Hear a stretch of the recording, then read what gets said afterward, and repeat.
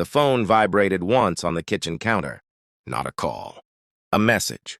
I was rinsing a mug, watching the foam slide down porcelain, when her screen lit up, face down, but bright enough to cast a pale glow against the wall. She lunged for it too fast, too practiced. "I'll get it," she said. Her voice was light, careless, the way people sound when they're already halfway gone. I watched her fingers curl around the phone like it was something warm, alive.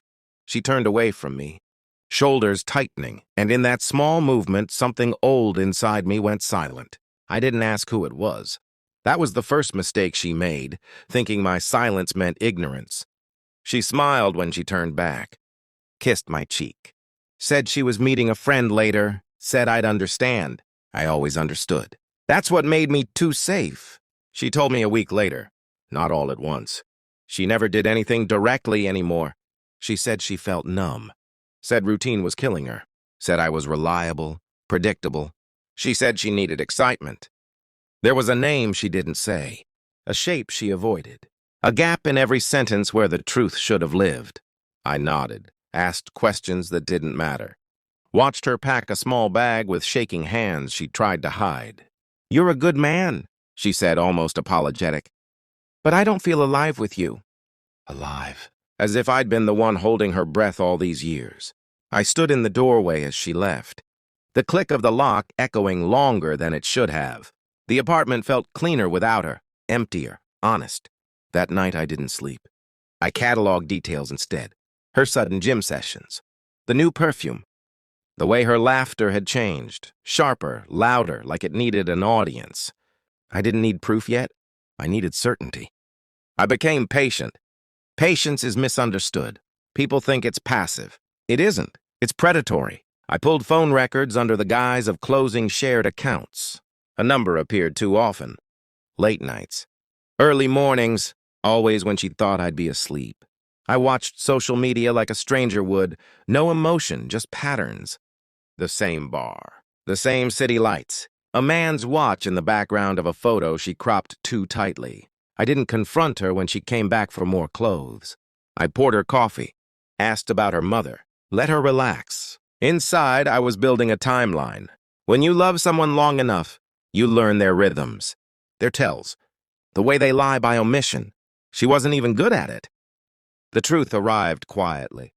An email confirmation she forgot to delete, a hotel reservation. Her name misspelled the way only one person ever did. I printed it. Paper makes things real. When she came by again, I placed it on the table between us like a receipt, asked her one question. "How long?" Her face collapsed in stages. Denial first, then anger, then tears, right on schedule. She reached for me. I leaned back. She said she was confused. Said it didn't mean anything. Said I was overreacting. I watched her say all the words that meant nothing anymore.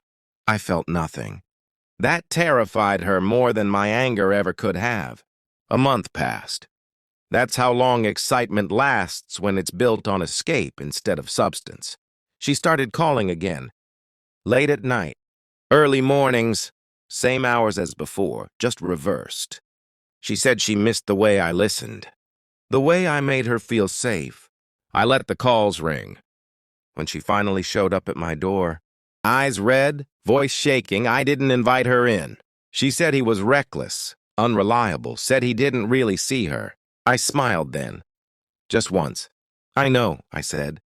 "This is how regret usually starts." Her breath hitched. She asked if we could try again. That was when I told her the rest. I told her I'd known before she left, that I'd watched her choose chaos and call it freedom, that I'd waited, not because I hoped she'd come back, but because I wanted to be sure I'd never want her again. She cried, begged, promised therapy, promised change. I listened like a stranger listens to rain. When she finally stopped talking, I spoke. "I was safe because I was honest," I said. "You were bored because you were empty." I closed the door gently. No slam, no drama, just finality. Now the apartment is quiet again. But this time, it's not hollow. I wake up without waiting for footsteps that won't come. I drink my coffee without watching my phone. I trust my instincts because they were right all along. She wanted excitement. I chose clarity, and I learned something important in the process. Some people don't leave because you failed them. They leave because you refuse to become someone worth regretting.